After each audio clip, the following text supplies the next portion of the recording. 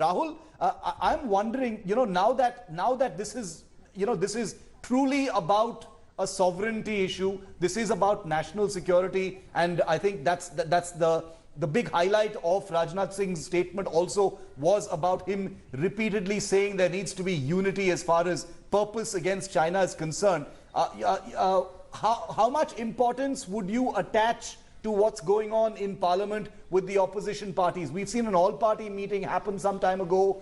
Bullets have still been fired, some of them justifiably against the government. But is there going to be unity now, considering that it appears there could be conflict on our hands? Shiv, the government is fighting a very delicate battle, military, diplomacy, China and the internal domestic audience. I think somewhere even the opposition is not walking on very thick ice. I think the opposition is also realizes that this is not a moment where it can take the cudgels, political cudgels very far. Remember, sovereignty and territorial integrity are issues on which you cannot have differences. In a parliament, there is a limitation to which the kind of details the government in a live situation can impart, can share with the opposition. There is also, on the other side, the opposition has certain limitations, the kind of questions it can ask. You can try to push a government because you think that the government has been very strong on national security over the last few years. It virtually won the last elections based on Pulwama and Balakot. Yes. But the fact remains that how far can you go? How far can you go in pushing the government? Because eventually strategic details are strategic details. And if the government stands up and says that we are going to compromise the national security and sovereignty if we give out the details because the opposition is pushing, I think there is a very delicate game that the opposition will have to play. Eventually, what happened in the all-party meeting, Shiv, we were together on that day, there was certain amount of noise and din and questions asked. But eventually, political parties in India have shown tremendous maturity in coming together when it comes to such situations. So questions will be asked. We are a vibrant democracy, and I think the questions will be pushing the government to keep them on their toes, not to hide too much from the political forces.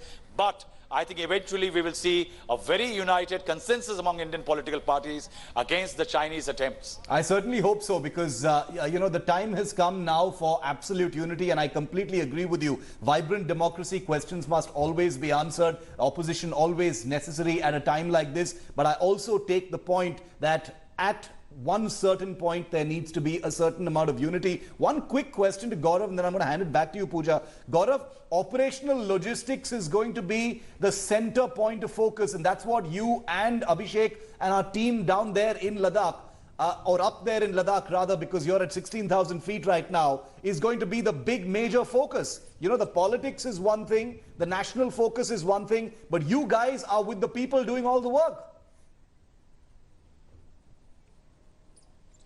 Shiv, you've hit the nail on its head. A war is won by the army that is better prepared in terms of logistics and the soldiers who are provided for as they take on the enemy. So unlike 1962, there are very important lessons learnt. In 1962, there were penny packets deployment in forward areas, but the logistics did not fetch up. In this case, between May and now, the army has constantly been building up on those logistics.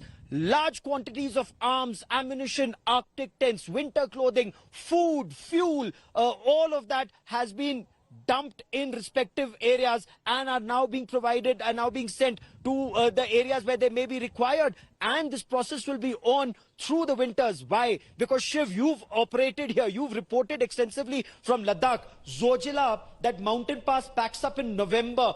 The passes in Manali pack up in October, November. The high passes here, whether it's Umlingla or Baralachla and so many other passes, Shiv, they will all close, and Khardungla will close. How do you replenish supplies then? Sometimes you're shut off for 6 months. This time, it will be kept open through snow removers as much as possible. That replenishment will continue because that will make the difference between India and China, victory and defeat. Absolutely. There's no time for rest. There's no time for any luxuries right now. This is about Indian territory being protected by the armed forces. A statement has been given in Parliament. We're taking a very quick break. Pooja, Rahul, Gaurav and me will be back right after this break with more analysis and more news breaks on the fallout of Rajnath Singh's statement in Parliament. Stay tuned. India Today covers the Ladakh standoff better than anyone else. You are watching India Today. So, sir,